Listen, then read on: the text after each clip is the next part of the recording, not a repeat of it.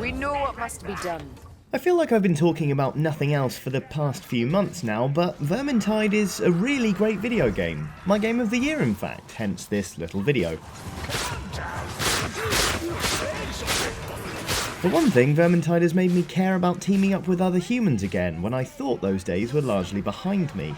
As an experience, it's really exciting. It's familiar and unpredictable all at once. It's also a very chatty game, both between the players and between the actual characters. It's weird, I've got a silent gun. So you're James Bond when he's using a silent gun. Leading to the real reason I love Vermintide so much, because it's the first game in which I didn't want to murder the elf with my bare hands. See, I'm a big fantasy fan, but I've got absolutely no time for elves. They're the Trustafarians of every fantasy universe going.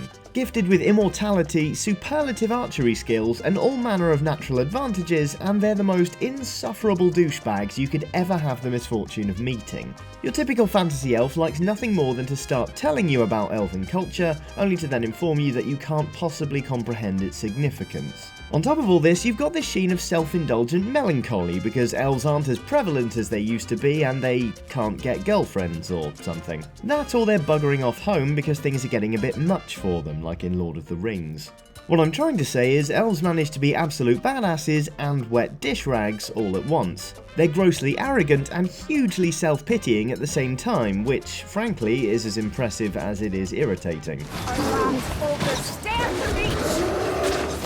But then we come to Carillion the Waywatcher, who is the best elf of all time, despite, or probably because of the fact, she's a complete sociopath. They call these arrows. They'll have to do. She's probably the most arrogant elf anyone's ever encountered, but she wields that arrogance so well. See, most elves are really aloof. They're like those awful hoodies with a million different fonts that keep getting advertised on Facebook. It's an elf thing, you wouldn't understand. But Carillion isn't like that at all. She knows the others do understand what it is to be an elf, and she's determined to beat them round the head with that knowledge. Good shot for a lumberfoot.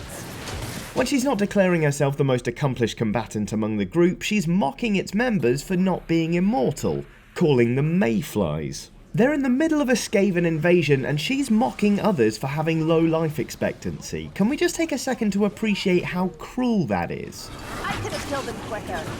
While all the other characters are quite happy to go around complimenting one another, Carillion spends the whole time letting everyone else know that she's a better fighter and she's going to live longer, which I find absolutely hilarious. Ordinarily I bend over backwards to avoid playing as an elf, and quite frankly that's annoying since they tend to be built for the kind of combat I enjoy. But Carillion the Waywatcher has been my favourite since day one. She's misanthropic, she's sarcastic, and she's got a lovely Scottish accent. Nest inside. Perhaps this time someone else will do all the work. She's a bit like Flora from the Great British Bake Off, only she's got two swords and she cuts the head off everything in her way, instead of putting up with Paul Hollywood's nonsense. Anyway, I hope you enjoyed this video. You can check out what Aoife, Chris and Ian named as their respective games of the year by having a look at the end board. Happy New Year! Oh, we're straight. But must you fire it? Jaw that hook rat. Bloodborne is easily my game of the year. In order to adequately explain this decision to you in a way that truly reflects the feeling of playing Bloodborne, and to stop this video becoming another boring "so this is my favourite game" essay, I decided to set myself a little challenge. But I'm going to need some help. Okay, now allow me to explain what makes Bloodborne great while trying not to get killed by what makes Bloodborne great.